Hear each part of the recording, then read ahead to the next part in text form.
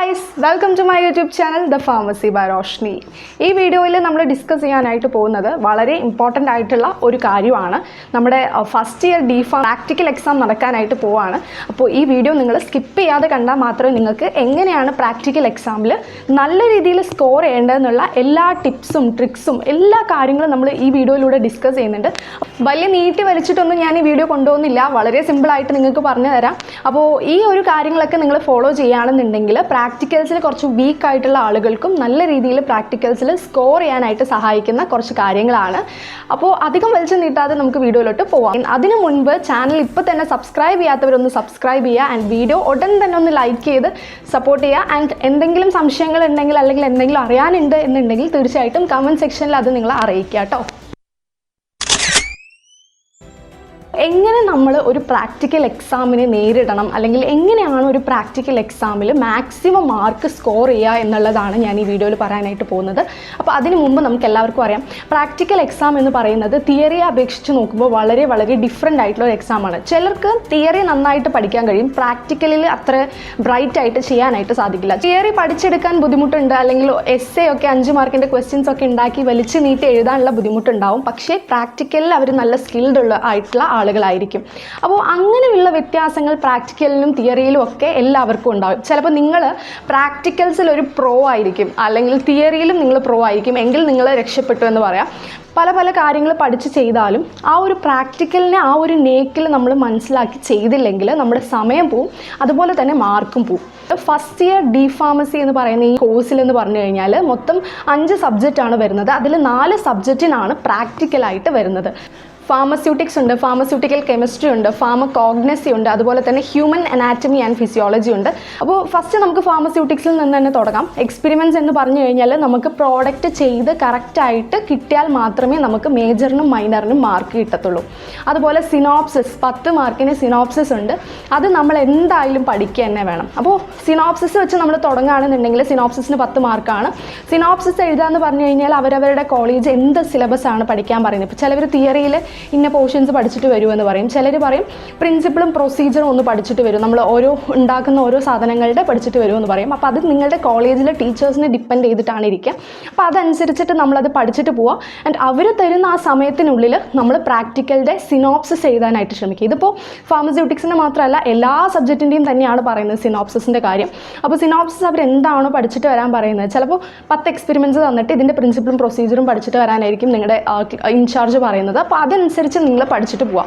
അപ്പോൾ നല്ല വൃത്തിക്ക് 10 മാർക്കും എനിക്ക് കിട്ടണം എന്നുള്ള രീതിയിൽ നിങ്ങൾ ഇരുന്ന് ഫുള്ളായിട്ട് എഴുതാനായിട്ട് നോക്കരുത്. എങ്ങനെയാണ് ക്വസ്റ്റ്യൻ എന്ന് നോക്കുക. ഇഷ്ടംപോലെ എഴുതാനുള്ള ക്വസ്റ്റ്യൻ ആണെന്നുണ്ടെങ്കിൽ അത് ചുരുക്കി നമ്മൾ 5 മാർക്കിനാക്കിയിട്ട് ആ സമയം മാനേജ് ചെയ്തിട്ട് എഴുതണം. ചിലപ്പോൾ 15 മിനിറ്റ് ആയിരിക്കും തരിക, അല്ലെങ്കിൽ 20 മിനിറ്റ്സ് ആയിരിക്കും തരിക. അപ്പോൾ അതിനുള്ളിൽ നമുക്ക് തരുന്ന ക്വസ്റ്റ്യൻസ് ഡിവൈഡ് ചെയ്ത്, ഇപ്പോൾ 2 ക്വസ്റ്റ്യൻ ആണെന്നുണ്ടെങ്കിൽ 20 മിനിറ്റ് തരുന്നുണ്ടെന്നുണ്ടെങ്കിൽ 10 മിനിറ്റ് ഡിവൈഡ് ചെയ്തിട്ട് എഴുതാനായിട്ട് ശ്രമിക്കുക. ടൈം മാനേജ്മെൻറ്റ് വളരെ ഇമ്പോർട്ടൻ്റ് ആണ് സിനോപ്സിസിൻ്റെ കേസിൽ. കാരണം സിനോപ്സിസ് വാങ്ങിച്ചു കഴിഞ്ഞാൽ അവർ ആ പേപ്പർ അപ്പം തന്നെ കളക്ട് ചെയ്ത് വെക്കും, ചിലപ്പോൾ അത് നമുക്ക് തിരിച്ചു തരത്തില്ല. അപ്പോൾ തീർച്ചയായിട്ടും അപ്പം എഴുതിയത് മാത്രമേ എഴുതാൻ പറ്റുള്ളൂ. അതുകൊണ്ട് ടൈം മാനേജ് ചെയ്ത് സിനോപ്സിസ് എഴുതാനായിട്ട് ശ്രമിക്കുക. നെക്സ്റ്റ് പറയാനുള്ളത് പ്രാക്ടിക്കലിൽ സ്പോട്ടേഴ്സിൻ്റെ കാര്യമാണ്. സ്പോട്ടേഴ്സ് എന്ന് പറയുമ്പോൾ നമുക്ക് 2 സബ്ജക്റ്റിലാണ് സ്പോട്ടേഴ്സ് വരുന്നത്, ഫാർമകോഗ്നസിക്കും അതുപോലെ ഹ്യൂമൻ അനാറ്റമി ആൻഡ് ഫിസിയോളജിയിലും. അപ്പോൾ ഈ 2 സംഭവങ്ങളിലും നിങ്ങൾക്ക് ഓൾറെഡി എന്തൊക്കെയാണ് സ്പോട്ടേഴ്സ് എന്നുള്ളത് പ്രാക്ടിക്കൽ ലാബിലൊക്കെ കാണിച്ചു തന്നിട്ടുണ്ടാവും. ഐഡൻറ്റിഫൈ ചെയ്യാനായിട്ട് കുറച്ചും കൂടെ നിങ്ങൾ നന്നായിട്ട് പഠിക്കുക. അപ്പോൾ നിങ്ങൾ ഓൾറെഡി കുറേ പ്രാവശ്യം നിങ്ങൾ അതൊക്കെ നോക്കിയിട്ടുണ്ടാവും. ഫാർമകോഗ്നസിയിലൊക്കെ ആണെന്നുണ്ടെങ്കിൽ ഒരുപാട് കാര്യങ്ങൾ ഡ്രൈ ചെയ്തിട്ടുള്ളതായിക്കോട്ടെ, അലോയ് ആയിക്കോട്ടെ, എല്ലാ സാധനങ്ങളും നിങ്ങൾ ഒരുപാട് കണ്ടിട്ടുണ്ടാവും. ചിലവർ ഗൂഗിൾ പിക്ചേഴ്സിലൊക്കെ നോക്കി പഠിച്ചിട്ടുണ്ടാവും.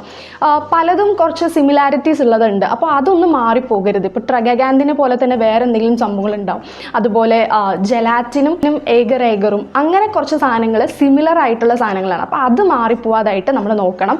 ആൻഡ് മാത്രമല്ല, നിങ്ങൾ എന്തൊക്കെ നിങ്ങൾ ക്ലാസ്സിൽ നിങ്ങൾ സ്പോട്ടേഴ്സായിട്ട് പറഞ്ഞു തന്നിട്ടുണ്ടോ അതെല്ലാം നിങ്ങൾ ഗൂഗിളിൽ പോയിട്ട് സ്ക്രീൻഷോട്ട് എടുത്തിട്ട് ഓരോന്നും ഐഡൻറ്റിഫൈ ചെയ്യാനായിട്ട് ശ്രമിക്കുക. അതുപോലെ തന്നെ നിങ്ങളുടെ അവിടെ നിങ്ങൾ പഠിച്ചുകൊണ്ടിരിക്കുമ്പോൾ നിങ്ങൾ എന്തെങ്കിലും സിംപ്ലി ലൈക്ക് ഇവിടെ വളവുണ്ട് അല്ലെങ്കിൽ ഇവിടെ ഇത്ര ചെറുതാണ്, അങ്ങനെ നിങ്ങൾ മനസ്സിൽ ഒരു ട്രിക്കൊക്കെ വെച്ചിട്ട് ചെയ്യാനായിട്ട് നോക്കുക. അതുപോലെ തന്നെ സ്പോട്ടേഴ്സ് എന്ന് പറയുന്നത് വളരെ സിമ്പിളായിട്ട് നമുക്ക് മാർക്ക് സ്കോർ ചെയ്യാനായിട്ട് സഹായിക്കുന്നതാണ്. ഐഡൻറ്റിഫൈ ചെയ്യുക എന്നുള്ളതാണ് പ്രൈമറി ആയിട്ട് നമ്മൾ ചെയ്യേണ്ടത്. ഓക്കെ, അപ്പോൾ ഐഡൻറ്റിഫൈ ചെയ്യുന്നത് മാറിപ്പോയി കഴിഞ്ഞാൽ കംപ്ലീറ്റ് ആയിട്ട് എല്ലാം മാറിപ്പോവും. അപ്പോൾ ഐഡൻറ്റിഫൈ ചെയ്യുന്നത് കൃത്യമായിട്ട് ഐഡൻറ്റിഫൈ ചെയ്യുക. നമുക്ക് 1 മിനിറ്റൊക്കെ ടൈം കിട്ടുള്ളൂ. ഓരോ സ്പോട്ടേഴ്സും പോവുക, ഐഡൻറ്റിഫൈ ചെയ്യുക, ഇന്നതാണെന്ന് കൺഫേം ചെയ്തിട്ട് മാത്രം നമ്മളവിടെ ആൻസർ ആയിട്ട് എഴുതുക. എന്നിട്ട് അതിൻ്റെ പോയിൻറ്റ്സ് എഴുതുക. നിങ്ങൾക്കൊരു ലിസ്റ്റ് തന്നിട്ടുള്ള സ്പോട്ടേഴ്സിൻ്റെ കംപ്ലീറ്റ് ആയിട്ട് എന്തൊക്കെ നിങ്ങളെ കാണിച്ചിട്ടുണ്ടോ ആ സ്പോട്ടേഴ്സിൻ്റെ ഒക്കെ നിങ്ങൾ എന്തൊക്കെയാണ് എഴുതാൻ പറഞ്ഞിട്ടുള്ളത്, biological source, family, active constituents, use, basically ഇതാണ് പറയുക. അപ്പോൾ ഇത് നല്ല വൃത്തിക്ക് പഠിച്ചിട്ട് പോകണം. ഓക്കെ, അപ്പോൾ ഇതിലിത്തിരി നിങ്ങൾ ആക്റ്റീവ് കോൺസ്റ്റിറ്റ്യുവൻസ് ഒക്കെ കുറച്ച് കയ്യിൽ നിന്നിട്ട് എഴുതിയാലും വലിയ പ്രശ്നം വരത്തില്ല. പക്ഷേ ഫാമിലിയും അതുപോലെ തന്നെ ബയോളജിക്കൽ സോഴ്സൊക്കെ നല്ല വൃത്തിക്ക് തന്നെ നിങ്ങൾ പഠിച്ചത് എഴുതുക. ഓക്കെ, അത് വളരെ ഇമ്പോർട്ടൻ്റ് ആയിട്ടുള്ള കാര്യമാണ്. സ്പോട്ടേഴ്സിൻ്റെ കേസ് എന്ന് പറയുമ്പോൾ ഹ്യൂമൻ അനാറ്റമി ആൻഡ് ഫിസിയോളജിയിലും ഫാർമക്കോഗ്നസിയിലും ചിലപ്പോൾ ഒരു ബോണിൻ്റെ എന്തെങ്കിലുമൊക്കെ ഒരു സ്കള്ളൊക്കെ ആയിരിക്കും HAPയിൽ വെച്ചിട്ടുണ്ടാവുക. അതിൽ പർട്ടിക്കുലർലി ഒരു പോർഷൻ ആയിരിക്കും എന്താണ് എന്ന് ചോദിക്കുന്നത്. അപ്പോൾ A എന്ന് പറഞ്ഞ് മാർക്ക് ചെയ്തിട്ടുള്ള ഭാഗം എന്താണെന്നായിരിക്കും ചിലപ്പോൾ ക്വസ്റ്റ്യനിൽ വരുന്നത്. അപ്പോൾ നമ്മൾ സ്കള്ളിൽ നിന്ന് മുഴുവനായിട്ട് എഴുതി വെച്ച് കഴിഞ്ഞാൽ അവിടെ മാർക്ക് പോവും. അപ്പോൾ അത് പർട്ടിക്കുലർലി എന്താണ് ചോദിക്കുന്നത് എന്നുള്ളത് നിങ്ങൾ മനസ്സിലാക്കണം. ചിലപ്പോൾ ഹാർട്ടിൻ്റെ ഒരു സിസ്റ്റം തന്നിട്ട് വെൻട്രിക്കിൾസിൻ്റെ ഏതെങ്കിലും ഒരു ഭാഗം ഇതെന്താണ് എന്ന് ചോദിക്കാം. അപ്പോൾ അതൊക്കെ നിങ്ങൾ കൃത്യമായിട്ട് നോക്കിയിട്ട് ഐഡൻറ്റിഫൈ ചെയ്യുക എന്നുള്ളതാണ് ഏറ്റവും ഇമ്പോർട്ടൻ്റ് ആയിട്ടുള്ള കാര്യം. ഐഡൻറ്റിഫൈ ചെയ്ത് കഴിഞ്ഞാൽ ഇപ്പോൾ 2 പോയിന്റ് നമുക്ക് അതിനെക്കുറിച്ച് സിമ്പിളായിട്ട് എഴുതാൻ പറ്റില്ലേ, സിമ്പിളായിട്ട് എഴുതാൻ പറ്റും. അതുപോലെ ഇല്ലാത്ത പോയിന്റ്സ് ഒന്നും നമ്മൾ ഉണ്ടാക്കി എഴുതരുത്. എന്തെങ്കിലും ഇത് ഹാർട്ടാണ്, സർക്കുലേറ്ററി സിസ്റ്റത്തിൻ്റെ ഇമ്പോർട്ടൻ്റ് ആയിട്ടുള്ള പാർട്ടാണ്, അല്ലെങ്കിൽ ഇതിൽ ഇത്ര പാർട്സ് ഉണ്ട്, അല്ലെങ്കിൽ ഇത് ഹ്യൂമണിൽ 4 ചേമ്പേഴ്സ് ആണ് ഉള്ളത്, അങ്ങനെയൊക്കെ നമുക്ക് എഴുതാവുന്നതാണ്. കയ്യിൽ നിന്നിട്ട് തന്നെ എഴുതാം. ഇന്ന പോയിന്റ്സ് തന്നെ എഴുതണമെന്ന് ഒരു നിർബന്ധവും ഇല്ല. ഇതാണ് സ്പോട്ടേഴ്സ്. അപ്പോൾ സിനോപ്സിസും സ്പോട്ടേഴ്സും സിമ്പിളായിട്ട് നമുക്ക് സ്കോർ ചെയ്യാൻ പറ്റുന്ന സംഭവമാണ്. ആൻഡ് ഇനി നെക്സ്റ്റ് നമ്മൾ നോക്കുകയാണെന്നുണ്ടെങ്കിൽ എക്സ്പെരിമെൻറ്റ്സ് വളരെ വളരെ ഇമ്പോർട്ടൻ്റ് ആണ്. ഫാർമസ്യൂട്ടിക്സിൽ നോക്കുകയാണെന്നുണ്ടെങ്കിൽ മേജറും മൈനറും ആണ് വരുന്നത്. അപ്പോൾ മേജർ എന്നൊക്കെ പറയുമ്പോൾ വളരെ ഇമ്പോർട്ടൻ്റ് ആയിട്ടുള്ള കാര്യങ്ങളാണ്. മെയിനായിട്ട് നമ്മൾ ഉണ്ടാക്കുന്ന പ്രോഡക്റ്റ് എങ്ങനെയാണ് അതിനനുസരിച്ചായിരിക്കും നമുക്ക് മാർക്ക് കിട്ടുന്നത്. നമ്മളിപ്പോൾ പ്രിൻസിപ്പിളും പ്രൊസീജിയറും ഒക്കെ നമുക്ക് ഉണ്ടാക്കുന്ന രീതിയിൽ വെച്ചിട്ട് നമുക്ക് എന്തെങ്കിലുമൊക്കെ എഴുതി വിട്ട് കഴിഞ്ഞാൽ മാർക്ക് കിട്ടും. പക്ഷേ പ്രോഡക്റ്റ് എങ്ങനെ നിങ്ങൾ ഉണ്ടാക്കുന്നു അതിനനുസരിച്ചായിരിക്കും നിങ്ങൾക്ക് സ്കോർ കിട്ടുക. ഇപ്പോൾ നമ്മളോട് ഒരു 10 ml ആണ് പ്രോഡക്റ്റ് ഉണ്ടാക്കാൻ പറഞ്ഞതെന്ന് ചോദിച്ചു കഴിഞ്ഞാൽ നമ്മൾ ഉണ്ടാക്കുമ്പോൾ തന്നെ 1 ml അല്ലെങ്കിൽ 2 ml കൂടുതൽ ഉണ്ടാക്കുക. എന്നിട്ട് മെഷറിംഗ് സിലിണ്ടറിൽ കറക്റ്റായിട്ട് മെഷർ ചെയ്തിട്ട് ഒരു പോയിന്റ് കൂട്ടി മെഷർ ചെയ്യുക. ഇപ്പോൾ 10 ml ആണെന്നുണ്ടെങ്കിൽ 11 ml നമ്മൾ മെഷറിംഗ് സിലിണ്ടറിൽ മെഷർ ചെയ്തിട്ട് വേണം നമ്മുടെ ബോട്ടിലിലോട്ട് അല്ലെങ്കിൽ കണ്ടെയ്നറിലോട്ട് ട്രാൻസ്ഫർ ചെയ്യേണ്ടത്. കാരണം നമ്മൾ കറക്റ്റ് 10 ml മെഷർ ചെയ്യുന്ന സമയത്ത് എന്താ സംഭവിക്കാമെന്ന് ചോദിച്ചു കഴിഞ്ഞാൽ ഇത് നമ്മുടെ മെഷറിംഗ് സിലിണ്ടറിന് ട്രാൻസ്ഫർ ചെയ്യുമ്പോൾ മെഷറിംഗ് സിലിണ്ടേഴ്സിൻ്റെ സൈഡിലൊക്കെ പറ്റിപ്പിടിച്ച് കുറച്ച് പ്രോഡക്റ്റ് നമുക്ക് വേസ്റ്റ് ആവും. അപ്പോൾ അത്രയും പ്രോഡക്റ്റ്സ് ബോട്ടിലോട്ട് ട്രാൻസ്ഫർ ചെയ്യാനായിട്ട് പറ്റില്ല. അപ്പോൾ ഒരു പോയിന്റ് അല്ലെങ്കിൽ 1 ml കൂടുതൽ നമ്മൾ അളക്കുന്ന പോലെ നമ്മൾ പ്രോഡക്റ്റ് എപ്പോഴും ഉണ്ടാക്കാനായിട്ട് ശ്രമിക്കുക. അങ്ങനെ ഉണ്ടാക്കിയിട്ട് കറക്റ്റായിട്ട് നമ്മളത് നമ്മുടെ ബോട്ടിലോട്ട് ട്രാൻസ്ഫർ ചെയ്യുക. അപ്പോൾ എക്സ്റ്റേണൽസ് എന്ന് പറയുമ്പോൾ ചിലർ എത്ര മെഷർമെൻറ്റ് എത്ര ഉണ്ടെന്നൊക്കെ അനുസരിച്ചിട്ടാണ് നമുക്ക് മാർക്സ് ഡിസൈഡ് ചെയ്യുന്നത്. അപ്പോൾ അത്രയും ആപ്റ്റായിട്ട് അത്രയും കറക്റ്റായിട്ട് മെഷർ ചെയ്തിട്ടുള്ളവർക്ക് മാക്സിമം മാർക്ക് സ്കോർ ചെയ്യാനായിട്ട് പറ്റുള്ളൂ. അപ്പോൾ ആ കാര്യം നിങ്ങൾ ശ്രദ്ധിക്കുക. പിന്നെ പറയാനുള്ളത് ഫേസ് സെപ്പറേഷൻ അങ്ങനത്തെ കാര്യങ്ങൾ അല്ലെങ്കിൽ ഇൻകോമ്പാറ്റബിലിറ്റീസ് എന്തെങ്കിലുമൊക്കെ വരികയാണെന്നുണ്ടെങ്കിൽ ഇപ്പോൾ നമ്മൾ ഗ്രാന്യൂൾസിൻ്റെ എക്സ്പെരിമെൻ്റ് എന്നൊക്കെ പറയുമ്പോൾ വളരെ ഇമ്പോർട്ടൻ്റ് ആണല്ലോ. അപ്പോൾ ആ ഒരു എക്സ്പെരിമെൻറ്റിൽ നിന്നൊക്കെ നോക്കുകയാണെന്നുണ്ടെങ്കിൽ കറക്റ്റായിട്ട് ഹീറ്റ് ചെയ്യണം. അതുപോലെ കറക്റ്റ് ഗ്രാന്യൂൾസ് നിങ്ങൾക്ക് കിട്ടാനായിട്ട് ശ്രമിക്കുക. അതുപോലെ ഹീറ്റിംഗ് ടൈം ആയിക്കോട്ടെ എല്ലാം നിങ്ങൾ കറക്റ്റ് മെഷർ ചെയ്തിട്ട് നിങ്ങൾ ടൈം നോക്കിയിട്ട് വേണം ചെയ്യാനായിട്ട്. അതുപോലെ ടൈം എന്ന് പറയുന്നത് വളരെ ഇമ്പോർട്ടൻ്റ് ആയിട്ടുള്ള കാര്യമാണ്. കാരണം എത്രയും പെട്ടെന്ന് നിങ്ങൾക്ക് ഓരോന്നും ചെയ്യാൻ പറ്റും. ഇപ്പോൾ ഒരു ഭാഗത്ത് ഹീറ്റ് ചെയ്യുക, ഒരു ഭാഗത്ത് നമ്മൾ സൈസ് റിഡക്ഷൻ ചെയ്യുക, അങ്ങനത്തെ കാര്യങ്ങളൊക്കെ നിങ്ങൾ ഒപ്പത്തിനൊപ്പം ചെയ്യാനായിട്ട് ശ്രമിക്കുക. അത് പക്ഷേ നിങ്ങൾ എന്താ നോക്കേണ്ടതെന്ന് ചോദിച്ചു കഴിഞ്ഞാൽ ഹീറ്റ് ചെയ്യുന്ന സാധനം ഓവർ ഹീറ്റ് ചെയ്യാൻ പാടില്ല. അതുപോലെ ഓയിൻമെൻറ്റ്സ് ആയിക്കോട്ടെ അല്ലെങ്കിൽ ക്രീംസ് ആയിക്കോട്ടെ അതിൻ്റെ കാര്യങ്ങളൊക്കെ പ്രത്യേകിച്ച് നിങ്ങൾ ശ്രദ്ധിക്കണം. പക്ഷേ മേജറിന് വേണം നിങ്ങൾ കൂടുതൽ ഇമ്പോർട്ടൻസ് കൊടുക്കാൻ. എന്തെങ്കിലും ഗ്രാനുവൽസിൻ്റെ കേസ് ആണെന്നുണ്ടെങ്കിൽ ഗ്രാനുവൽസ് കംപ്ലീറ്റ് അങ്ങോട്ട് വെള്ളമായി പോവുക അല്ലെങ്കിൽ അതിൻ്റെ സൈസ് റൗണ്ടിൽ നിന്നും വേറെ എന്തെങ്കിലുമൊക്കെ ആയി പോവുക, ഇതൊക്കെ ഓവർ ഹീറ്റ് ചെയ്യുന്നതിൻ്റെ ഫലമായിട്ട് ഉണ്ടാവാനുള്ള സാധ്യതയുണ്ട്. അപ്പോൾ അങ്ങനെയൊക്കെ വന്നു കഴിഞ്ഞാൽ നമ്മുടെ കംപ്ലീറ്റ് ആയിട്ടുള്ള മാർക്കും അവിടെ പോവുകയാണ് ചെയ്യുന്നത്. അപ്പോൾ മേജറിൻ്റെ കാര്യത്തിൽ ഫാർമസ്യൂട്ടിക്സിൻ്റെ മാത്രമല്ല എല്ലാ കാര്യങ്ങൾക്കും ഇത് ശ്രദ്ധിക്കാനായിട്ട് ശ്രമിക്കാം. ആൻഡ് ഫാർമക്കോഗ്നസിയിൽ നമ്മൾ നോക്കുകയാണെന്നുണ്ടെങ്കിൽ മേജറായിട്ട് ചെയ്യുമ്പോൾ നമ്മൾ മെയിനായിട്ടും സെക്ഷൻ എടുക്കുക എന്നുള്ള കാര്യമാണ്. സെക്ഷൻ എടുത്തിട്ട് നമ്മൾ ആ കാണുന്ന സാധനം തന്നെ ക്ലിയർ ആയിട്ട് വരയ്ക്കുക. ഓക്കെ, സെക്ഷൻ എന്ന് പറയുമ്പോൾ നമ്മൾ എപ്പോഴും പുതിയ ബ്ലേഡുമായിട്ട് വേണം ലാബിൽ പോകാനായിട്ട്. പുതിയ ബ്ലേഡ് ആയിക്കഴിഞ്ഞാൽ സിമ്പിളായിട്ട് നമുക്ക് സെക്ഷൻ എടുക്കാൻ കിട്ടും. മുമ്പത്തെ ബ്ലേഡോ അല്ലെങ്കിൽ ആരുടെ അടുത്തെങ്കിലുമൊക്കെ വാങ്ങിച്ച് യൂസ് ചെയ്യുക എന്നുള്ളതൊന്നും അങ്ങനെയൊന്നും ചെയ്യരുത്. പുതിയ ഫ്രഷ് ആയിട്ടുള്ള ബ്ലേഡ് യൂസ് ചെയ്തിട്ട് ക്ലോവ് ഒക്കെ ആണെന്നുണ്ടെങ്കിൽ മര്യാദയ്ക്ക് സോക്കാവാത്ത ചിലപ്പോൾ ഉണ്ടാവും, അല്ലെങ്കിൽ കാണുമ്പോൾ തന്നെ നല്ല ചെറുതായിട്ടുള്ളതൊക്കെ ഉണ്ടാവും. അങ്ങനത്തെ എടുക്കാതെ നമ്മൾ കറക്റ്റായിട്ടുള്ള സോക്കായിട്ടുള്ള സാധനം സെലക്ട് ചെയ്യാനായിട്ട് നോക്കുക. അതുപോലെ തന്നെ കുറച്ച് കൂടുതൽ എടുക്കാൻ നോക്കുക. അപ്പോൾ എല്ലാവരും നല്ല സാധനം എടുത്തു കഴിഞ്ഞാൽ ലാസ്റ്റ് നമുക്ക് ഒന്നും കിട്ടാതെ വരുമ്പോൾ പോയി നോക്കിക്കഴിഞ്ഞാൽ അഡൾട്ടേഡ് ആയിട്ടുള്ള സാധനം അല്ലെങ്കിൽ ഓയിൽ കണ്ടൻറ്റ് കുറവുള്ള സാധനങ്ങളൊക്കെ ആയിരിക്കും ക്ലോവ് ആയിക്കോട്ടെ എന്തായാലും ഉണ്ടാവുക. അപ്പോൾ അതൊക്കെ വെച്ച് നോക്കുമ്പോൾ ഫസ്റ്റ് തന്നെ നമ്മൾ നല്ല പ്രോഡക്റ്റ് എന്താണെന്നുള്ളത് എടുക്കാനായിട്ട് നോക്കുക. എന്നിട്ട് സെക്ഷൻ വളരെ തിന്നായിട്ടുള്ള സെക്ഷൻ എടുക്കാനായിട്ട് നോക്കുക. പുതിയ ബ്ലേഡൊക്കെ ആണെന്നുണ്ടെങ്കിൽ തിൻ സെക്ഷൻ വളരെ നന്നായിട്ട് വരും. ആൻഡ് നന്നായിട്ട് സെക്ഷൻ എടുക്കുക. സെക്ഷൻ എടുക്കാനായിട്ട് ബുദ്ധിമുട്ടുണ്ടെന്നുണ്ടെങ്കിൽ വീട്ടിൽ നിങ്ങളത് പ്രാക്ടീസ് ചെയ്യുക. നമ്മൾ തന്നെ സോക്ക് ചെയ്ത് ഓവർനൈറ്റ് സോക്ക് ചെയ്ത് വെച്ചിട്ട് എന്താണെങ്കിലും ഫെന്നലാണെങ്കിലും ക്ലോവ് ആണെങ്കിലും സിനമൺ ആയാലും ഇതൊക്കെ സെക്ഷൻ എടുക്കാനായിട്ട് നമ്മൾ വീട്ടിൽ തന്നെ പ്രാക്ടീസ് ചെയ്ത് പഠിക്കാം. ഓക്കെ, വളരെ സിമ്പിളാണ്. ഇത്രയും കാലം നിങ്ങളത് ചെയ്തത് തന്നെയല്ലേ, എക്സാമിന് അവസാനമായിട്ട് ഒന്നും കൂടെ ചെയ്യുന്നു എന്ന് കരുതിയാൽ മതി. ഇപ്പോൾ നിങ്ങൾക്ക് വരയ്ക്കാനുള്ളത് മറന്നുപോയി, എവിടെയൊക്കെയാണ് എന്തൊക്കെയാണെന്നുള്ളത് മറന്നുപോയി എന്നുണ്ടെങ്കിൽ നമ്മൾ എടുത്ത സെക്ഷൻ നോക്കിയിട്ട് വൃത്തിയായിട്ട് വരച്ചു വയ്ക്കുക. സെക്ഷൻ എടുത്തത് നോക്കി വൃത്തിയായിട്ട് വരച്ച് വെക്കുന്നത് നമ്മൾ അത് നോക്കി ചെയ്യാൻ പറ്റും. പക്ഷേ പാർട്സ് എന്തൊക്കെയാണ് എന്നുള്ളത് വൃത്തിയായിട്ട് പഠിച്ചിട്ട് പോവുക. ഇപ്പോൾ ഏതൊക്കെയാണ് പാർട്സ്, അല്ലെങ്കിൽ സ്റ്റെമ്മിൻ്റെ പാർട്ട് എന്തൊക്കെയാണ്, അല്ലെങ്കിൽ സ്റ്റെംസിൻ്റെ അല്ലെങ്കിൽ നമ്മുടെ റൂട്ടിൽ വരികയാണെങ്കിൽ എന്തൊക്കെയാണ് പാർട്സ് വരുന്നത്, ക്യാമ്പിയം ആയിക്കോട്ടെ, അതുപോലെ തന്നെ കോർക്ക് ആയിക്കോട്ടെ, വിറ്റ ആയിക്കോട്ടെ, ഈ ഗ്രാന്യൂൾസ് ആയിക്കോട്ടെ, ഇതൊക്കെ എവിടെയാണ് എന്നുള്ളതും അത് ഏതിൻ്റെയൊക്കെയാണ് എന്നുള്ളതും നമ്മൾ പഠിക്കുക. ഓക്കെ, പ്രൈമറി ആയിട്ടുള്ള പാർട്സ്, ഇന്നർ പാർട്സ്, എൻഡോകാർപ്പ്, അങ്ങനത്തെ കാര്യങ്ങളൊക്കെ നന്നായിട്ട് നിങ്ങൾ ആ പാർട്സ് എന്താണെന്ന് മനസ്സിലാക്കി വെക്കണം. പാർട്സ് അറിയാതെ വെറുതെ വരച്ച് വെച്ച് കഴിഞ്ഞാൽ നമുക്ക് മാർക്ക് കിട്ടില്ല. പാർട്സ് അറിഞ്ഞു കഴിഞ്ഞാൽ ഈ പാർട്ടിൽ ഇന്നതാണെന്ന് പറഞ്ഞ് നമുക്ക് തന്നെ അവിടെ എഴുതാം. നമ്മൾ എന്താണ് കാണുന്നത്, അപ്പോൾ അതിലെന്ന് പറഞ്ഞു കഴിഞ്ഞാൽ 1 or 2 ലെയർ ഓഫ് ആണ് വിറ്റേ കാണുന്നത്, അല്ലെങ്കിൽ 5 വിറ്റയാണ് ടോട്ടൽ ഉള്ളത്. അങ്ങനത്തെ കാര്യങ്ങളൊക്കെ നമുക്ക് കയ്യിൽ നിന്നിട്ട് എഴുതാവുന്നതാണ്. അപ്പോൾ അത് വളരെ സിമ്പിളാണ്. അപ്പോൾ ആ കാര്യങ്ങൾ നിങ്ങൾ മേജറിൽ ശ്രദ്ധിക്കാം. മൈനറിൽ എന്ന് പറയുമ്പോൾ ടെസ്റ്റ് ആയിരിക്കും വരുന്നത്. അപ്പോൾ ടെസ്റ്റിൻ്റെ പ്രൊസീജിയറും അതുപോലെ തന്നെ ഒബ്സർവേഷനും അതിൻ്റെ ഇൻഫറൻസും നമ്മൾ പഠിക്കുക. അപ്പോൾ എന്ത് കിട്ടിയാലാണ് ഇതിൻ്റെ കൺഫർമേഷൻ എന്നുള്ള കാര്യങ്ങളൊക്കെ കാണാതെ പഠിച്ചു വെച്ച് കഴിഞ്ഞാൽ നമുക്ക് ഓരോന്ന് ഉപയോഗിച്ച് ചെയ്ത് നമുക്കത് മനസ്സിലാക്കാവുന്ന റിസൾട്ട് കിട്ടുന്നതാണ്. അപ്പോൾ അത് വളരെ സിമ്പിളായിട്ടുള്ളതാണ് മൈനർ എന്ന് പറയുന്നത്. അപ്പോൾ ഇത്രയാണ് ഫാർമക്കോഗ്നസിയുടെ കാര്യം. ഇനി ഫാർമസ്യൂട്ടിക്കൽ കെമിസ്ട്രിയുടെ കാര്യം പറയുകയാണെന്നുണ്ടെങ്കിൽ ഫാർമസ്യൂട്ടിക്കൽ കെമിസ്ട്രിയിൽ നമുക്ക് എക്സ്പെരിമെൻറ്റ്സ് ആണ് മെയിനായിട്ട് ചെയ്യാനുള്ളത്. ലിമിറ്റ് ടെസ്റ്റ് എന്ന് പറയുന്നത് വളരെ ഇമ്പോർട്ടൻ്റ് ആയിട്ട് പഠിക്കേണ്ട കാര്യമാണ്. അപ്പോൾ എല്ലാത്തിൻ്റെയും ലിമിറ്റ് ടെസ്റ്റ് പഠിക്കുക. ഹെവി മെറ്റൽസിൻ്റെ അധികം വെച്ച് കണ്ടിട്ടില്ല, പക്ഷേ അതൊഴിച്ച് ബാക്കി എല്ലാം നമ്മൾ പഠിക്കുക. ഹെവി മെറ്റൽസിൻ്റെ ആണെങ്കിലും എല്ലാ കാര്യങ്ങളും നമ്മൾ മനസ്സിലാക്കിയിരിക്കണം. അപ്പോൾ അത് ചെയ്യാത്തത് കൊണ്ട് പല എക്സ്റ്റേണൽസും അത് ചോദിക്കാനുള്ള സാധ്യതയൊക്കെ ഉണ്ട്. അപ്പോൾ എല്ലാ ലിമിറ്റ് ടെസ്റ്റും നല്ല വൃത്തിയായിട്ട് പഠിച്ചു വെക്കുക.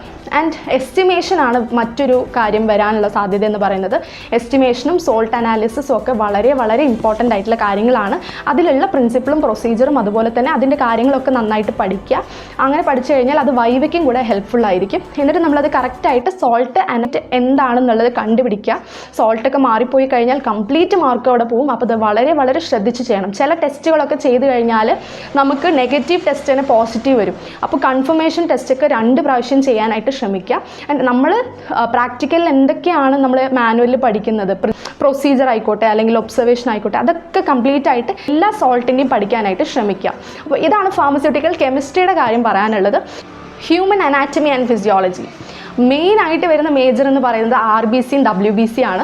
RBCയും WBCയും എന്തായാലും ആ ബോക്സ് വരച്ച് അതിൻ്റെ ആ ഇക്വേഷനൊക്കെ വൃത്തിയായിട്ട് പഠിച്ചിട്ട് മാത്രം നമ്മൾ പോവുക. അപ്പോൾ എത്ര ബോക്സിൻ്റെ എണ്ണത്തിലൊക്കെ മാറ്റം ചിലർക്ക് വരാനുള്ള സാധ്യതയുണ്ട്. അപ്പോൾ അതൊക്കെ നിങ്ങൾ കറക്റ്റായിട്ട് നോക്കുക. അതുപോലെ ഏതൊക്കെയാണ് അതിൻ്റെ പ്രിൻസിപ്പിളിൽ വരുന്ന ഡൈല്യൂഷൻ ഫാക്ടേഴ്സ് എന്നുള്ളതൊക്കെ കറക്റ്റായിട്ട് പഠിച്ചിട്ട് പോവുക. രണ്ടിൻ്റെയും ഇക്വേഷൻ എങ്ങനെയാണ് നമ്മൾ അതിലേക്ക് എത്തിച്ചെന്നുള്ള കാര്യങ്ങളും കൂടെ പഠിച്ചിട്ട് അതും കൂടെ നമ്മൾ എഴുതേണ്ടതായിട്ടുണ്ടാവും. അപ്പോൾ അത് വളരെ വൃത്തിയായിട്ട് നിങ്ങൾ ചെയ്യാനായിട്ട് ശ്രമിക്കുക. വളരെ സിമ്പിളാണ്, കാരണം അതാണ് മെയിനായിട്ട് WBCയും RBC ആണ് മെയിനായിട്ട് വരുന്നത്. അപ്പോൾ അത് രണ്ടും വൃത്തിയായിട്ട് പഠിക്കുക. RBC കുറച്ചും കൂടെ സിമ്പിളാണ്. WBC ആണ് നമുക്ക് കൗണ്ട് ചെയ്യാനൊക്കെ കുറച്ച് ബുദ്ധിമുട്ടായിട്ട് വരുന്നത്. എങ്കിലും നമ്മൾ കൗണ്ട് ചെയ്ത് അപ്രോക്സിമേറ്റ്ലി ഒരു വാല്യൂ ഒക്കെ എഴുതുക. ഓക്കെ, അതിൽ നമ്മൾ ഇരുന്ന് കൗണ്ട് ചെയ്തുകൊണ്ടിരിക്കണം എന്നൊന്നുമില്ല. നമ്മൾ നോക്കി ഓൾമോസ്റ്റ് ഒക്കെ കൗണ്ട് ചെയ്യുക. എന്നിട്ട് എത്ര കിട്ടുന്നുണ്ട് എന്നുള്ളത് അപ്രോക്സിമേറ്റ് വാല്യൂ എഴുതുക. ഓക്കെ, അങ്ങനെയാണ് ചെയ്യേണ്ടത്. അപ്പോൾ ഇതാണ് മേജറിൻ്റെ കാര്യം. ഇനി മൈനറിൻ്റെ കാര്യം വരികയാണെങ്കിൽ ഇൻചാർജ് പറയുന്നത് അതിനനുസരിച്ചിട്ട് നിങ്ങൾ പഠിക്കുക. ഓക്കെ, പലർക്കും ഹീമോഗ്ലോബിൻ മെത്തേഡ് ഉണ്ട്, ക്ലോട്ടിംഗ് ടൈമിൻ്റെ ഉണ്ട്. അപ്പോൾ ഇതൊക്കെ എന്ന് പറഞ്ഞു കഴിഞ്ഞാൽ കറക്റ്റായിട്ട് നമ്മൾ എങ്ങനെയാണ് ചെയ്യേണ്ടതെന്നുള്ളതൊക്കെ നിങ്ങൾക്ക് അറിയാലോ. അതിനനുസരിച്ചിട്ട് ചെയ്യുക, യാതൊരു രീതിയിലുള്ള മിസ്റ്റേക്സ് വരുത്താതിരിക്കുക.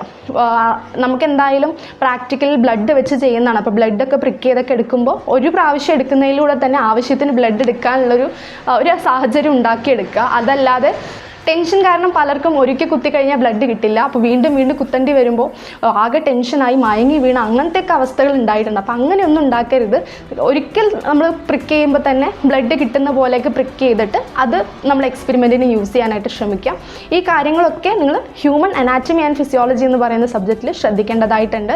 അപ്പോൾ സ്പോട്ടേഴ്സൊക്കെ ഞാൻ നേരത്തെ പറഞ്ഞ ആ ഒരു മെത്തേഡൊക്കെ ഫോളോ ചെയ്യുക. കറക്റ്റായിട്ട് നോക്കിയിട്ട് അതിൻ്റെ കറക്റ്റായിട്ടുള്ള വാലിഡ് ആയിട്ടുള്ള 2-3 പോയിൻറ്റ്സ് എഴുതുക. അറിയുന്നുണ്ടെങ്കിൽ 3 പോയിൻറ്റ്സ് എഴുതിക്കോളൂ, നല്ല സ്കോർ ചെയ്യാനായിട്ട് സഹായിക്കുന്നതാണ്. ആൻഡ് വൈവ 10 മാർക്കിന് ചോദിക്കുന്നുണ്ട്. അപ്പോൾ അതിൽ സിറ്റിംഗ് മാർക്ക് എന്തായാലും 2 മാർക്ക് നിങ്ങൾക്ക് കിട്ടും. പിന്നെ പഠിച്ചത് വെച്ച് എന്തെങ്കിലുമൊക്കെ പറഞ്ഞു കഴിഞ്ഞാൽ ഒരു 5-6 മാർക്ക് തീർച്ചയായിട്ടും വീഴും. പിന്നെ ചോദിക്കുന്നതിനൊക്കെ അത്യാവശ്യം നല്ല രീതിയിൽ നമ്മൾ ആൻസർ ചെയ്യാനായിട്ട് ശ്രമിക്കുക. എന്തെങ്കിലുമൊക്കെ നിങ്ങൾ പറയാനായിട്ട് ശ്രമിക്കുക, ഒന്നും പറയാതിരിക്കരുത് നമ്മളവിടെ പോയിട്ട്. അപ്പോൾ നമുക്കറിയുന്ന എന്തെങ്കിലും, ഇപ്പോൾ അവർ ചോദിക്കുന്ന ക്വസ്റ്റ്യൻ റിലേറ്റഡ് ആയിട്ടാണെങ്കിലും എനിക്ക് ഇങ്ങനെ അറിയാം അങ്ങനെ അറിയാം എന്നുള്ളത് നമ്മളായിട്ട് തന്നെ അങ്ങോട്ട് പറയാം. അല്ലാതെ അവർ ചോദിക്കുന്ന എന്താണെന്ന് എനിക്ക് അറിയുന്നില്ല അതുകൊണ്ട് ഞാനൊന്നും ആൻസർ ചെയ്യുന്നില്ല അങ്ങനെയൊന്നും പറഞ്ഞിരിക്കരുത്. മാക്സിമം റെസ്പോണ്ട് ചെയ്യുക. അല്ലെങ്കിൽ ഞാൻ ഇന്ന പോർഷൻസ് ഒക്കെ പഠിച്ചിട്ടുണ്ട് എന്നുള്ളതെങ്കിൽ അവർ ചോദിക്കുമ്പോൾ ഒന്ന് പറയുക. ഓക്കെ, കാരണം കുറച്ച് പോർഷനെങ്കിലും നിങ്ങൾ നോക്കിയിട്ട് പോവുക. തിയറി ആണെങ്കിലും പ്രാക്ടിക്കൽ ആണെങ്കിലും ചിലപ്പോൾ പറയും ക്വസ്റ്റ്യൻ പേപ്പർ നോക്കിയിട്ട് വരുമെന്നൊക്കെ. അപ്പോൾ അതിനനുസരിച്ചിട്ട് എന്താണ് നോക്കേണ്ടതെന്നുള്ളത് നിങ്ങളുടെ അടുത്ത് പറഞ്ഞിട്ടുണ്ടെങ്കിൽ അത് നോക്കുക. അല്ലെങ്കിൽ നിങ്ങളായിട്ട് തന്നെ തീരുമാനിച്ചിട്ട് കുറച്ച് പോർഷൻസ് നിങ്ങൾ സ്വന്തമായിട്ട് പഠിച്ചിട്ട് പോവാം. അപ്പോൾ അവർ ചോദിക്കുന്ന ഒന്നും നിങ്ങൾക്ക് അറിയില്ലെങ്കിൽ ഞാൻ ഇന്ന പോർഷൻസ് പഠിച്ചിട്ടുണ്ടെന്ന് അവരോട് പറഞ്ഞു കഴിഞ്ഞാൽ അതിൽ നിന്നും അവർ ക്വസ്റ്റ്യൻസ് ചോദിക്കുന്നതാണ്. അപ്പോൾ അങ്ങനെ നമ്മൾ വൈവേനെ സമീപിക്കണം. അപ്പോൾ ഇത്രയും നന്നായി ചെയ്ത് കഴിഞ്ഞാൽ 10 മാർക്കല്ലേ പോട്ടെ എന്ന് വെച്ചിട്ട് ആ 10 മാർക്ക് കളയണോ, അതോ എന്തെങ്കിലുമൊക്കെ പഠിച്ച് നമ്മളത് അവിടെ പോയി പറഞ്ഞിട്ട് ആ ഒരു 10 മാർക്കിൽ ഒരു 7-6 മാർക്കെങ്കിലും നമുക്ക് കിട്ടുന്നതാണോ നല്ലതെന്നും ചിന്തിച്ച് നോക്കുക. ആൻഡ് പ്രാക്ടിക്കലിൻ്റെ മേജറിനും മൈനറിനും പറഞ്ഞു കഴിഞ്ഞാൽ മേജർ വളരെ ഇമ്പോർട്ടൻ്റ് ആണ്. വളരെ സൂക്ഷിച്ച് ചെയ്യുക. കാൽക്കുലേഷൻസ് ഒക്കെ വളരെ ഇമ്പോർട്ടൻ്റ് ആയിട്ട് ചെയ്യുക. അപ്പോൾ അത് വളരെ വളരെ ഇമ്പോർട്ടൻ്റ് ആയിട്ടുള്ള കാര്യങ്ങളാണ്. അപ്പോൾ ചെറിയൊരു മിസ്റ്റേക്ക് വന്നു കഴിഞ്ഞാൽ അല്ലെങ്കിൽ ചെറിയൊരു നോർമൽ വാല്യൂവിൽ വ്യത്യാസം വന്നു കഴിഞ്ഞാൽ കംപ്ലീറ്റ് മാർക്ക് നമ്മുടെ അവിടെ നഷ്ടപ്പെടും. അപ്പോൾ ഇതാണ് പ്രാക്ടിക്കൽ എക്സാമിൽ നമ്മൾ നോക്കേണ്ട കാര്യം. മെയിനായിട്ടും ടൈം മാനേജ്മെൻ്റ് ആണ് എല്ലാം. പിന്നെ നമ്മൾ സത്യസന്ധത 100% നോക്കി ഒരിക്കൽ ചെയ്തിട്ട് നമുക്ക് ടെസ്റ്റിൽ റിസൾട്ട് കിട്ടിയില്ല എന്നുണ്ടെങ്കിൽ പിന്നെ ചെയ്യാതിരിക്കുക. അങ്ങനെയൊന്നും ചെയ്യരുത്. വേഗം ചെയ്യുക. ആരെയും നോക്കേണ്ട കാര്യമില്ല. അല്ലെങ്കിൽ നിങ്ങൾ നോക്കിയിട്ട് മറ്റുള്ളവർ ചെയ്യുമ്പോൾ അവരുടെ ഒപ്പം ചെയ്യാം, അങ്ങനെ ഇങ്ങനെയൊന്നും നിൽക്കരുത്. കുറച്ച് നമ്മൾ വേഗം നമ്മുടെ കാര്യം ചെയ്തില്ലെങ്കിൽ നമുക്ക് ടൈം കിട്ടില്ല. ടൈം കിട്ടിയില്ലെങ്കിൽ കംപ്ലീറ്റ് മാർക്ക് നമ്മൾ പോകും. പ്രോഡക്റ്റ് എങ്ങനെ കിട്ടുന്നു അതിനനുസരിച്ചിട്ടായിരിക്കും നമുക്ക് അവിടെ മാർക്ക്. എത്ര തന്നെ നമ്മൾ പഠിക്കുന്ന ആളാണ് അല്ലെങ്കിൽ എത്ര തന്നെ പഠിച്ച് നമ്മളവിടെ എഴുതിയിട്ടുണ്ടെന്ന് പറഞ്ഞാലും പ്രോഡക്റ്റ് എന്താണോ അവിടെ കിട്ടുന്നത് അതിനാണ് മാർക്ക്. സോ ഇത്തരം കാര്യങ്ങൾ നിങ്ങൾ ശ്രമിക്കുക. ടെസ്റ്റുകളിൽ ഇപ്പോൾ ഹീമോഗ്ലോബിൻ ആയിക്കോട്ടെ അല്ലെങ്കിൽ ഫ്ലോട്ടിംഗ് ടൈം ആയിക്കോട്ടെ, അതിലൊക്കെ നമുക്ക് എങ്ങനെയാണ് നമ്മുടെ കാര്യങ്ങൾ ഉള്ളതെന്ന് ഒരുപാട് നമ്മൾ ഡൈല്യൂട്ട് ചെയ്യരുത്. ഹീമോഗ്ലോബിൻ്റെ ഒക്കെ ആണെന്നുണ്ടെങ്കിൽ ഡൈല്യൂഷൻ ഫ്ലൂയിഡ് വെച്ച് ഒരുപാട് നമ്മൾ വാട്ടറൊക്കെ വെച്ച് ഡൈല്യൂട്ട് ചെയ്യരുത്. കറക്റ്റായിട്ട് എത്ര നമ്മൾ ആ ഒരു കമ്പാരിസൺ ചെയ്യുന്നു അതിനനുസരിച്ചിട്ട് നമ്മൾ ചെയ്യുക. ഓക്കെ, അപ്പോൾ ഇതുപോലെയാണ് എല്ലാത്തിലും ശ്രദ്ധിക്കേണ്ടത്. നമ്മൾ ചെയ്തെടുക്കുന്ന അതുപോലെ സെക്ഷൻ എടുക്കുന്നത് കറക്റ്റ് വൃത്തിയായിട്ടുള്ള സെക്ഷൻ എടുത്ത് നല്ല വൃത്തിയായിട്ടുള്ള സാധനം കാണിച്ചു കൊടുക്കുക മൈക്രോസ്കോപ്പിൽ. അങ്ങനെയൊക്കെയാണ് നമ്മൾ പ്രോഡക്റ്റിൻ്റെ കാര്യത്തിൽ കുറച്ചും കൂടെ അപ്ഗ്രേഡ് ചെയ്യേണ്ടത്. ആൻഡ് മൂന്നാമത്തെ കാര്യം എന്ന് പറയുന്നത് സിനോപ്സിസ്. ടൈമിന് സിനോപ്സിസ് എഴുതി കൃത്യമായിട്ടുള്ള സമയത്തിൽ നമ്മൾ സിനോപ്സിസ് എഴുതി കൊടുക്കാനായിട്ട് ശ്രമിക്കുക. ആൻഡ് വൈവ വളരെ വളരെ ഇമ്പോർട്ടൻ്റ് ആണ്. വൈവയിൽ നമ്മൾ ഒന്നും റെസ്പോണ്ട് ചെയ്യാതിരിക്കരുത്. നമുക്കറിയുന്ന എന്തെങ്കിലുമൊക്കെ നമ്മൾ പറയാം. അറ്റ്ലീസ്റ്റ് എക്സ്പെരിമെൻ്റ് എന്താണെന്നുള്ളതിനെ കുറിച്ചെങ്കിലും ഒരു ബോധ്യം നമുക്ക് ഉണ്ടാവണം. എക്സ്പെരിമെൻ്റ് എന്താണ് നിങ്ങൾ ചെയ്ത് അല്ലെങ്കിൽ അതുമായിട്ട് റിലേറ്റഡ് ആയിട്ടായിരിക്കും ചിലപ്പോൾ എക്സ്റ്റേണൽസ് ക്വസ്റ്റ്യൻ ചോദിക്കുന്നത്. അപ്പോൾ ആ ഒരു എക്സ്പെരിമെൻറ്റ്സിൻ്റെ റിലേറ്റഡ് ആയിട്ടുള്ള തിയറി പോർഷൻ ആയിക്കോട്ടെ എന്തോ ആയിക്കോട്ടെ എല്ലാം നിങ്ങൾ മനസ്സിലാക്കണം. അല്ലെങ്കിൽ എക്സ്പെരിമെൻറ്റിന് യൂസ് ചെയ്തിട്ടുള്ള ഡൈ ഏതാണ്, അല്ലെങ്കിൽ ചിലപ്പോൾ കെമിസ്ട്രിയിലൊക്കെ ആണെങ്കിൽ സോൾട്ട് അനാലിസിസിൽ പെർട്ടിക്കുലർ ആയിട്ടുള്ള ഈ ടെസ്റ്റ് എന്താണെന്ന് പറയുമെന്നൊക്കെ പറഞ്ഞു കഴിഞ്ഞാൽ അത് നമുക്ക് പറയാനായിട്ട് അറിയണം. ഓക്കെ, ലിമിറ്റ് ടെസ്റ്റ് ആയിക്കോട്ടെ അതിൻ്റെ പ്രിൻസിപ്പിളൊക്കെ ചോദിക്കാറുണ്ട്. അല്ലെങ്കിൽ ചിലർ വന്നിട്ട് സ്ട്രക്ചറൊക്കെ ഇമ്പോർട്ടൻ്റ് ആയിട്ട് വരപ്പിക്കാറുണ്ട്. അപ്പോൾ അങ്ങനത്തെ കാര്യങ്ങളൊക്കെ നിങ്ങൾ നല്ല രീതിയിൽ ശ്രദ്ധിച്ചിട്ട് ടെൻഷൻ അടിക്കാതെ വൈവയ്ക്ക് പോയിരിക്കുക. ഇത്തരം കാര്യങ്ങളാണ് പ്രാക്ടിക്കലിൽ നമ്മൾ ശ്രദ്ധിക്കാനുള്ളത്. അപ്പോൾ ഒരുപാട് പേര് റിക്വസ്റ്റ് ചെയ്തിട്ടുണ്ടായിരുന്നു പ്രാക്ടിക്കൽസിനെ കുറിച്ച് വീഡിയോ ചെയ്യൂ എന്ന്. അതുകൊണ്ടാണ് മെയിനായിട്ട് ഈ വീഡിയോ ഞാൻ ചെയ്യാനായിട്ട് കാരണമായത്. സോ ഈ വീഡിയോ വളരെ വളരെ യൂസ്ഫുൾ ആയിരിക്കും. തീർച്ചയായിട്ടും ഈ വീഡിയോ നിങ്ങൾ മുഴുവനായിട്ട് കണ്ടിട്ട് മാത്രം പ്രാക്ടിക്കൽ എക്സാമിന് പോവുക. അതാണ് എനിക്ക് പറയാനായിട്ടുള്ളത്. അപ്പോൾ ഈ വീഡിയോ നിങ്ങൾക്ക് ഇഷ്ടമായാൽ ഒന്നും കൂടെ ഞാൻ പറയുകയാണ്, ലൈക്ക് ചെയ്യുക. ഒപ്പം എന്തെങ്കിലും സംശയങ്ങളുണ്ടെങ്കിൽ കമൻറ്റ് സെക്ഷനിൽ അറിയിക്കുക. അല്ലെങ്കിൽ എന്തെങ്കിലും പെർട്ടിക്കുലർ ആയിട്ടുള്ള കാര്യങ്ങളെക്കുറിച്ച് നിങ്ങൾക്ക് കൂടുതലായിട്ട് അറിയണമെന്നുണ്ടെങ്കിൽ പറയുക. ഇനിയും വളരെ കുറച്ച് ദിവസങ്ങൾ മാത്രമേ ഉള്ളൂ. 2 ദിവസം കൂടെ കഴിഞ്ഞ് കഴിഞ്ഞാൽ പ്രാക്ടിക്കൽ എക്സാം ആണ്. അപ്പോൾ എന്തെങ്കിലും അറിയാനുണ്ട് അല്ലെങ്കിൽ എന്തെങ്കിലും ഒരു കാര്യം പറഞ്ഞു തരണം എക്സ്ട്രാ ആയിട്ടെന്നുണ്ടെങ്കിൽ തീർച്ചയായിട്ടും പറയുകയാണെങ്കിൽ ഞാൻ ആ കാര്യം പരിഗണിക്കുന്നതാണ്. അപ്പോൾ ചാനൽ സബ്സ്ക്രൈബ് ചെയ്യാതെ കാണുന്നവർ ഉടനെ സബ്സ്ക്രൈബ് ചെയ്യുക. ഈ വീഡിയോ നിങ്ങളുടെ ഫ്രണ്ട്സിനും കൂടെ ഒന്ന് ഷെയർ ചെയ്യുക. അവർക്കും കൂടി ഇൻഫർമേഷൻസ് ഒക്കെ ഒന്ന് കിട്ടട്ടെ. ആൻഡ് അടുത്ത വീഡിയോ ആയിട്ട് ഉടൻ തന്നെ കാണാം. അതുവരെയ്ക്കും ബൈ.